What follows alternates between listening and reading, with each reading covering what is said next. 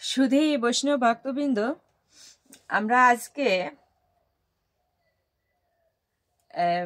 ভগবানের সেবা পূজায় অংশগ্রহণ করতে পারি অনেকভাবে, এবং এটা আমরা একটা কাহিনীর মাধ্যমে জানব যে আর আমরা সংসারে যে কাজই করি না কেন, সেই কাজে আমাদের সবসময়ই লক্ষ্য থাকা উচিত যে কাজে ঈশ্বরের সেবা হয় বা ভগবানের সেবা আমরা করতে পারি, এমন মানসিকতা যেন থাকে। তো দেখুন, আজকে আমরা একটি কাহিনী জানব। এটা হচ্ছে ফাটা জলপাত্র। বহুদিন আগের কথা, একজন জল বাহক ছিলেন। ঘাড়ে বাঁকে করে জল বহন করতেন তিনি। তো উনি ওই জল বহন করে কি করতেন, লোকের বাড়িতে বাড়িতে জল দিতেন। তখন আর এই সিস্টেম ছিল না, এখন যে সিস্টেমটা চলছে যে জলের লাইন আছে, ইচ্ছা করলে ঘরে বসেই আমরা নদীর থেকে সাপ্লাইয়ের মাধ্যমে জলটা পেতে পারি। তো তখনকার দিনে এই সিস্টেম ছিল না, তখন সেই নদী থেকে বাঁকে ভরে জল নিয়ে আসতে হতো, এবং এই কাজটা অনেকে করতেন। তো এমনি একজন জলবাহক তিনি কি করতেন, ওই বাঁকে করে দুপাশে ভাড়ে করে আর কি জল নিয়ে এসে এক ধনীর গৃহে দিয়ে যেতেন। তো ওই যে ধনীর গৃহে জল দিয়ে যেতেন, ওর বাঁকের যে দুপাশে যে ভাড়, তার ভিতরে একটা ভাড় ছিল ফাটা। তাহলে আমরা গল্পটি শুনি যে সেই জলবাহক কি করতেন, এক ধনী বাড়িতে জল দিতেন, সে কাজে তিনি নিযুক্ত ছিলেন। তো ওই বাঁকের এ মাথায় ও মাথায় দু মাথায় দুটি জলের ভাঁড় বা পাত্র ঝুলিয়ে তার মধ্যে জল ভরে তার মালিকের বাড়িতে জল দিয়ে যেত।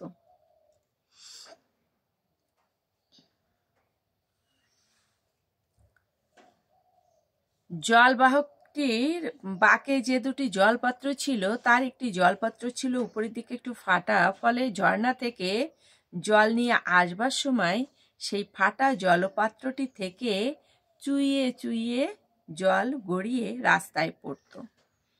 আর এইভাবে জল নিয়ে এসে সে যখন তার মালিকের বাড়ি পৌঁছাতো, তখন তার সেই ফাটা জলপাত্রটি প্রায় অর্ধেক হয়ে যেত।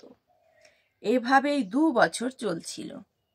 অর্থাৎ 2 বছর ধরে প্রতিবার সে তার মালিককে 2 জলপাত্র পূর্ণ জল দেবার পরিবর্তে 1.5 জলপাত্র জল সরবরাহ করত।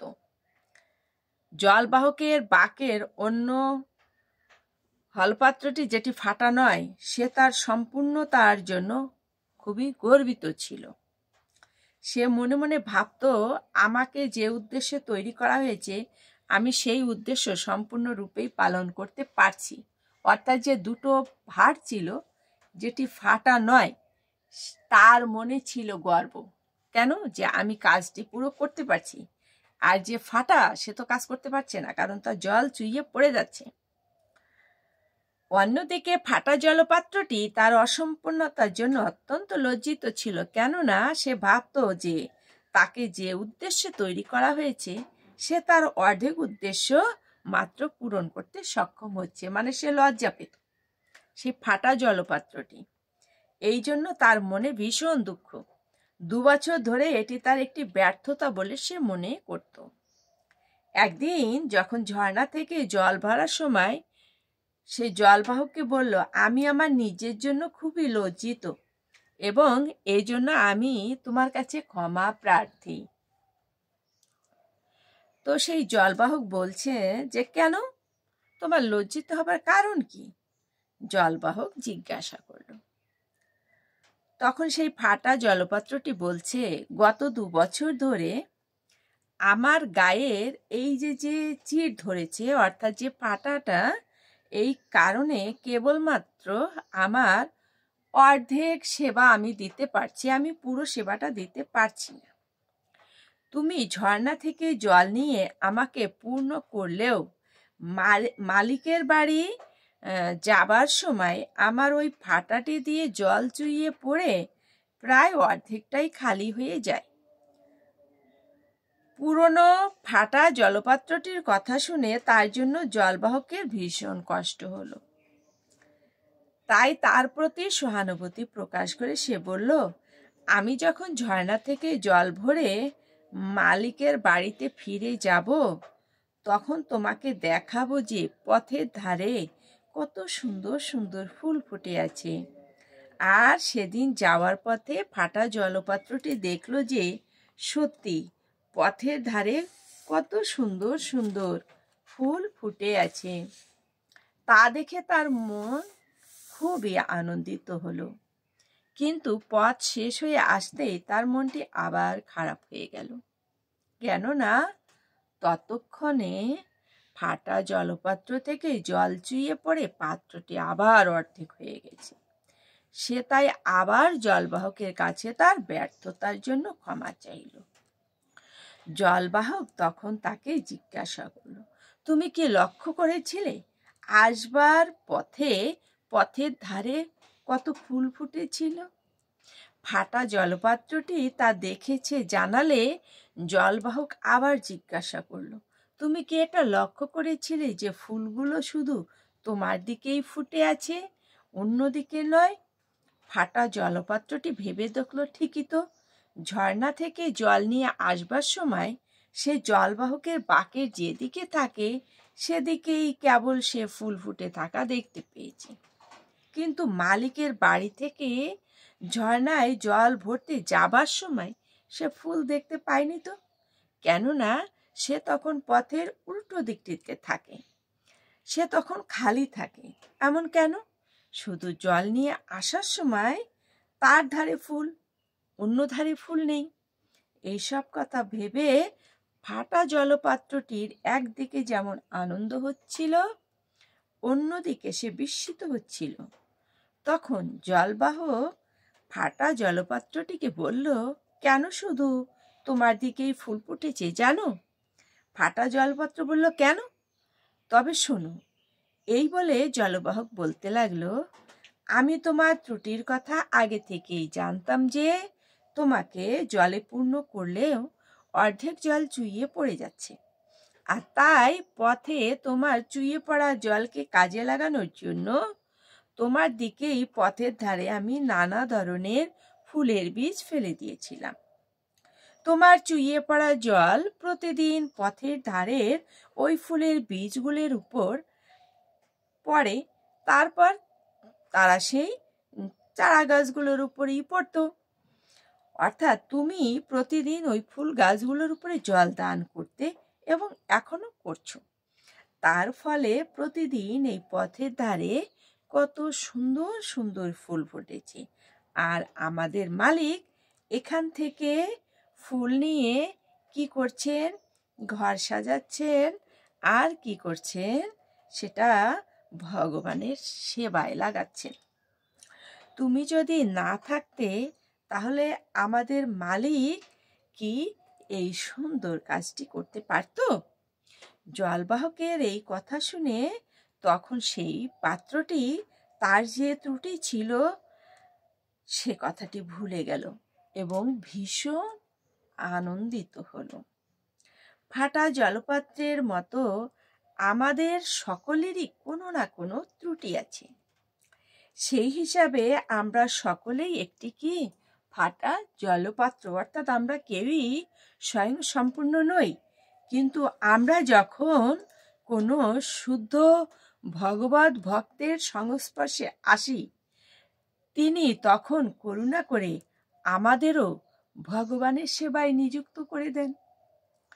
তখন আমাদের ত্রুটিযুক্ত ফাটা জলপাত্র তুল্য জীবনটি প্রয়োজনীয় ও সার্থক হয়ে ওঠে।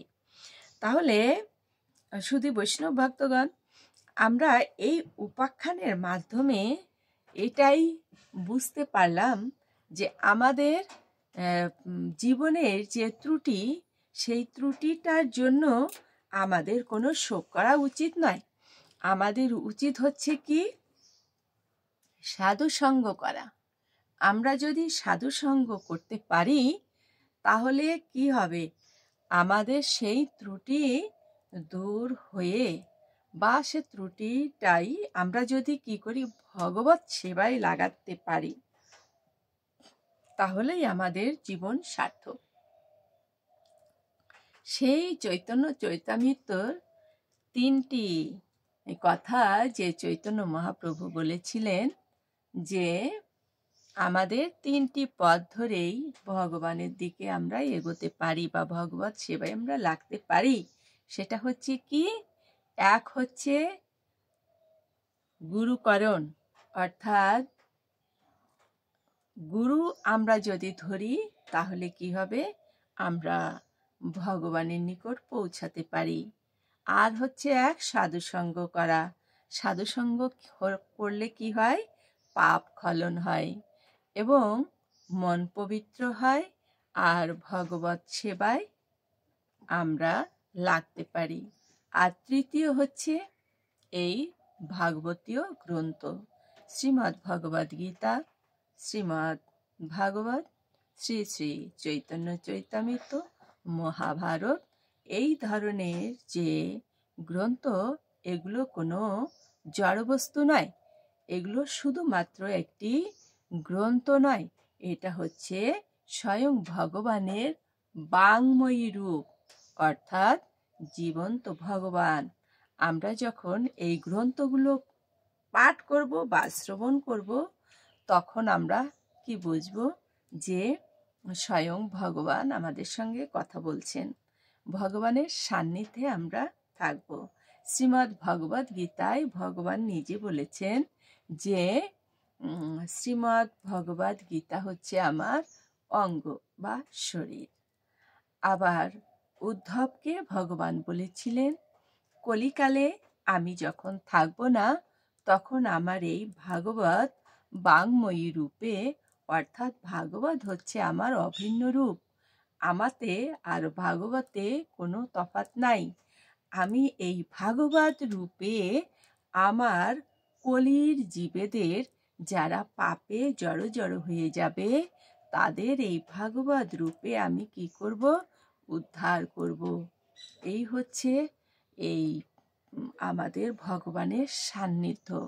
তাহলে সুধী বৈষ্ণব ভক্তবৃন্দগণ, আমাদের যে ত্রুটি আছে, ত্রুটির জন্য আমরা মন খারাপ না করে আমরা ভগবানের চরণে পৌঁছাবার জন্য আমাদের এই 3টি পথ অবলম্বন করতে হবে।